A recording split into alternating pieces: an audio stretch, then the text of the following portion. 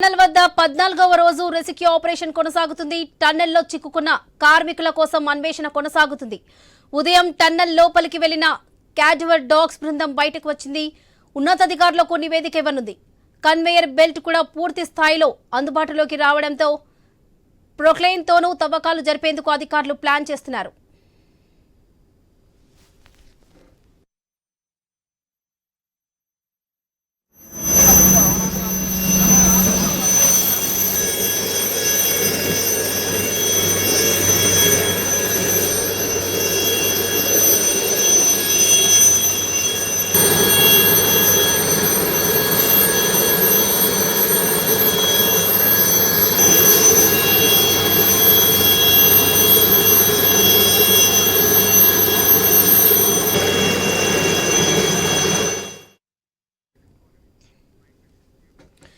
SLBC tunnel వద్ద 14వ రోజు rescue operation కొనసాగుతుంది. టన్నెల్లో చిక్కుకున్న కార్మికుల కోసం అన్వేషణ కొనసాగుతుంది. ఉదయం టన్నెల్ లోపలికి వెళ్లిన క్యాజువల్ డాగ్స్ బృందం బయటకు వచ్చింది. ఉన్నతాధికారులకు నివేదిక ఇవ్వనుంది. కన్వేయర్ బెల్ట్ కూడా పూర్తి స్థాయిలో అందుబాటులోకి రావడంతో ప్రొక్లైన్తోనూ తవ్వకాలు జరిపేందుకు అధికారులు ప్లాన్ చేస్తున్నారు.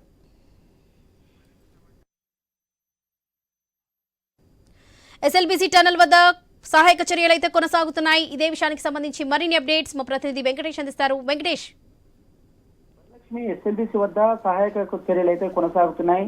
14వ రోజు కూడా రెస్క్యూ ఆపరేషన్ కొనసాగుతూనే ఉంది. అంటే దీనికి సంబంధించి ఉదయం టన్నెల్లోకి క్వాడా డాగ్స్ టీం లోపలికి వెళ్ళింది. అంటే అక్కడ క్వాడాక్స్ డ్యామ్ మొత్తంగా ఆ టన్నెల్లో గత 14 రోజులుగా గల్లంతైన 8 మంది ఆచూకీ కోసం ప్రత్యేకంగా ఈ కేరళ నుంచి ఈ డాగ్ స్క్వాడ్ ను రప్పించారు. అంటే ముఖ్యంగా ఈ డాగ్ స్క్వాడ్ విశేషంగా సేవలు అందించే డాగ్స్ ఇవి. వయనాడు వరదల్లో చాలా విశేషమైన ఎక్కడైతే గల్లంతైన వారిని గుర్తించడంలో ఇవి సూక్ష్మంగా 15 అడుగుల లోపల ఉన్నా కూడా ఇవి గుర్తిస్తున్నాయి.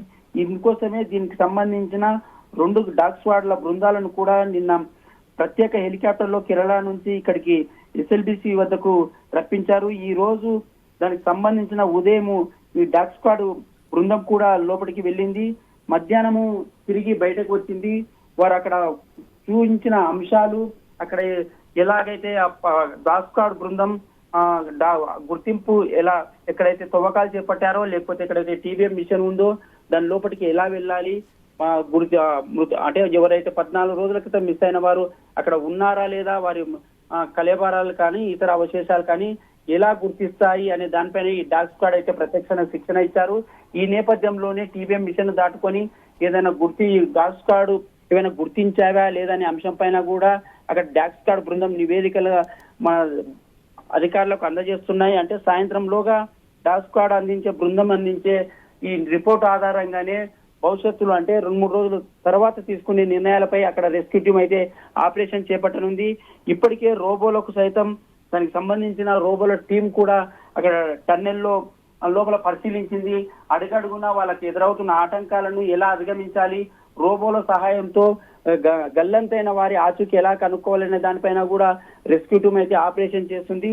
ఇప్పటికే రెస్క్యూ టీం వెళ్ళిన ఈ మధ్యాహ్నం ఉదయం చూసుకుంటే మనము డాగ్ స్క్వాడ్ కూడా కడనాల్ డాగ్ స్క్వాడ్ బృందం కూడా లోపలికి వెళ్లి మరోసారి మధ్యాహ్నం తిరిగి వచ్చింది. వారు సాయంత్రంలోగా ఒక నివేదిక ఇస్తారు. ఆ నివేదిక ప్రకారం రెస్క్యూ టీం ఆపరేషన్ మొదలు పెట్టనుంది.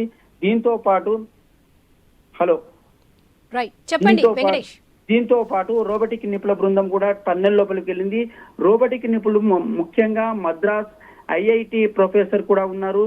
దీంతో పాటు ప్రస్తుతం జరుగుతున్న సహాయక చర్యల్లో ఇప్పటికే జేసీబీ వెళ్ళింది. ఆ జేసీబీ ఎక్కడైతే జీపీఆర్ చేసిందో దానికి సంబంధించిన ఆనవాళ్లను కూడా గుర్తిస్తున్నారు. ఆనవాళ్ల తవ్వకాలు చేపట్టారు. ఎక్కువగా బురద, మట్టి, నీరు ఉన్న నేపథ్యంలో అక్కడ పెద్ద పెద్ద మోటార్లతో నీటిని బయటికి తోడేస్తున్నారు. కన్వేయర్ బెల్ట్ ద్వారా టన్నుల కొద్దీ బురదను, రాళ్లను బయటికి రప్పిస్తున్నారు. మరో కన్వేయర్ బెల్ట్ కూడా అదుపులోకి వచ్చిందని చెప్పవచ్చు. దానికి సంబంధించి దానిపైన కూడా కొద్దిగా అంటే ఎక్కడైతే టన్నుల కొద్ది మట్టి అది ఉందో దాన్ని తొలగించే అవకాశం ఉంది. ఈ నేపథ్యంలోనే ఐఐటి నిపుణులని సింగరేణి, దానికి సంబంధించి ఇంజనీరింగ్ శాఖ అధికారులు, దానికి సంబంధించిన టీబీఎం మిషన్ కు సంబంధించి కటింగ్ చేసి